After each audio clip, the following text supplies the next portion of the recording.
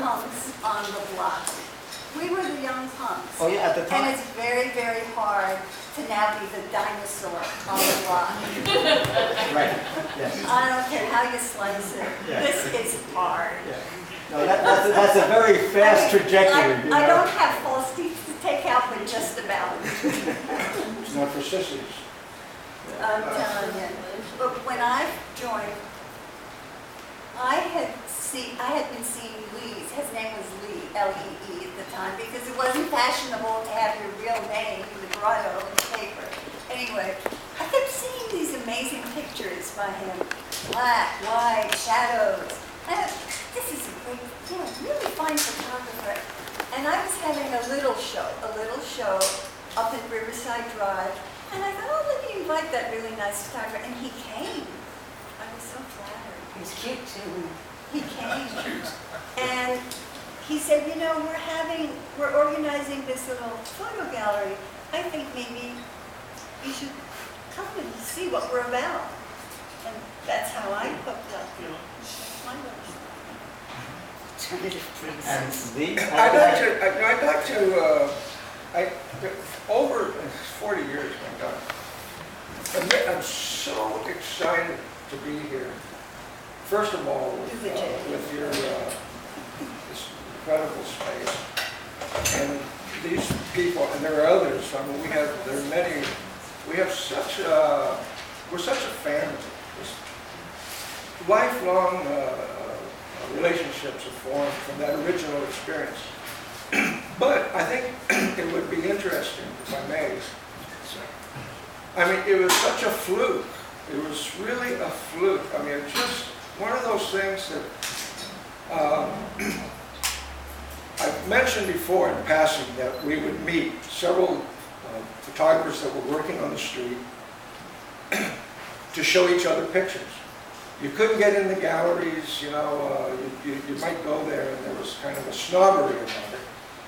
And because I worked for the New York Times, and I had a very great boss. His name was John Morris, it still is. He's 92. And he introduced the staff. He would have dinners with Cartier-Bresson and Jean Milly. That was at Sardis. I mean, I was just thrilled to meet these giants. And then there would be a meeting. We'd call a dinner, and the staff would show up. And there was Gene Smith and David Douglas Duncan at the same meeting, arguing about who was greater. So this was a thing, and so there was a great love of the craft, photography. But the Times certainly was not publishing very interesting pictures, so it was very frustrating. I mean, you were lucky if you got 2 columns. That was like a big deal. 1 column was generally, and now I'm not going to get into the politics of that. But so a group of the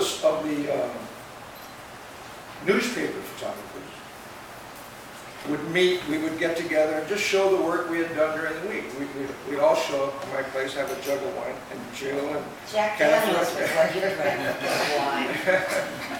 And we started meeting. I mentioned this, you probably saw it in the video. There was about 7, 8, 9 photographers, and we would just meet, drink, share the photography. Smoke a little. And we decided that we would open a gallery. Now this is I think, I hadn't thought about this. I hadn't thought like Little Rascals. Let's do a play. And we started looking around, and we started coming to the realization that we really couldn't afford a space with just 7 of us. The idea was each of us would have a show on a monthly basis. We were just and it was really just us, that we weren't interested in spreading it out. So John Morris, with all of his contacts, also introduced us to Cornell Kaplan. And one night, that might be Cornell. That would be very well. he's here. Cornell was, the greatest supporter of photography in the city. Yeah, anyway, but Cornell came to one of our little soirees. I remember that. Yeah, and we did video. We had video of him. there. If you remember that, you weren't there. Oh, really? I wasn't there, if I remember. So, was and never all John there. came, and we started talking about the frustrations of getting the space. Cornell said, if you find the space, I haven't mentioned this, probably very few people know this, because I don't think I've ever talked about it before. He said, if you find the space, I will support your efforts. This was Because before ICP. Secrets. he was looking for a space for his idea. And he wasn't quite ready. All the stuff was not in place yet. If you check out the time, it's just... So, Jill and myself were strolling down... Were we holding hands? No, I don't think so. Probably. No. Down West Broadway, we looked up... We had looked many places. We looked in Bowery. We actually looked at a place on Madison Avenue, way out of our way. And we looked at the east side, the lower east side, all kinds. But we were walking down West Broadway, we looked up, there was the sign. Space for rent. And we called the number. Cornell came down, John Morris came down. We were, of course, were there. There was a Japanese journalist, Atsu Kawabata, and I used to work on the, besides the Times, I was also shooting for Atsu's magazine in Tokyo. It was the equivalent of Newsweek, and they used to run 12 pages of pictures. And he was a big supporter of photography. Donald Hallway. And we went to the space, Cornell looked around and says, this is great. It was 2,500 square feet for $400 a month. All windows. West Broadway, two sides windows, wall. It was pretty filthy. No bathroom, no facilities, no water, no lights, nothing. So Cornell says, all right, this is your space, I'll pay for it. Donald Hallway, Atsu Kawabata, and myself went and we signed the lease. I get the very same day, get a call from Cornell, says, I spoke with my lawyers and my team, and we don't think it's the right space. But we had already signed these papers. I said, what are we going to do? And that is why we put an ad in the paper to seek, because we were only a few photographers, to seek others to, to boost the income, the revenue. And so we met. Revenue. So we put. Stepping stones. Wait a minute. So we put an ad in the paper. Share the burden. And I mistakenly gave the phone number of the Times staff room, and it was ringing off. Everyone was so pissed off because the phone was ringing all day long. I want to join the gallery. I want to join the gallery.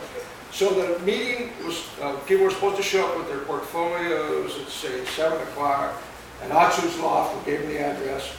And Atsu and I and Donald set up, we were going to review portfolios. And I had the idea that I would photograph every photographer that showed up, have them stand at the door, photograph them with their portfolio. I would say, stand there for a moment, I'd take a picture. My first picture in the gallery was going to be a contact sheet of all the original members.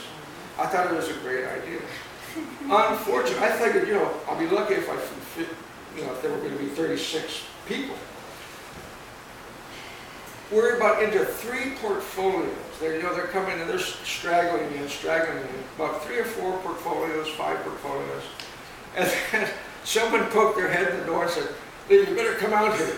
And when I went outside the door to look into the loft space, which is where Atsu lived, we were in a little office, look in the office, and it was like Alfred Hitchcock, The Birds. There were all these photographers with portfolios. I mean, there was over 50 photographers.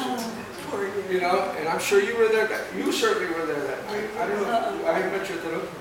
But the thing was, it was overwhelming, and it was ridiculous to think that we could go through all those portfolios. So we just announced, everyone here, you have the interest. Do you have $35? And that was how that's how they did it. We forgot about the portfolios. And I thought that was actually great in a lot of ways. It was not a matter of making judgments about who could be in. I don't know how we were going to turn anyone down anyway. I didn't have the ability to do that. I mean, if someone was so interested in photography and they wanted to be part of this, and I thought they should be. That was a big, you listening to this? I'm watching what's 100%. So what happens, so for 1 year, I think our philosophy was more about, Woodstock had just happened in '69, of course. And it was a happening, it was, everyone was thinking how great it was because it just happened out of nowhere.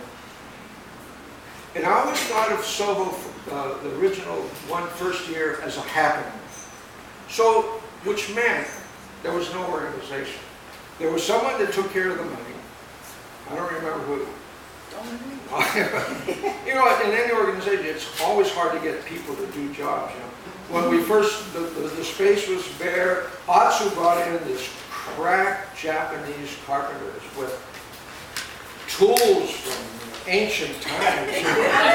And they started doing the floors, and pretty soon the place started taking shape. But the day of the opening, we had set a date, and we really considered postponing the opening because the morning of the opening, we still hadn't even opened up like 80 photographers' packages of 3 photos each. We haven't even looked at the work that we were going to put on the wall. I don't know how we decided. I think Mark was probably the first one in the door, so he got the first show. And there was a young 16-year-old, beautiful photography. Well, that's the thing about the past. Nobody remembers it. That's the beauty. Anyway, Jill, he's just making it up. No. To cut to the chase, there's 2 things I want to mention because I think it's funny. Oh, Phyllis, you got to come up. Yes, please. Please, you're very important. Phyllis, please. Phyllis Fernandez. Phyllis, come on up. Phyllis is one of the first.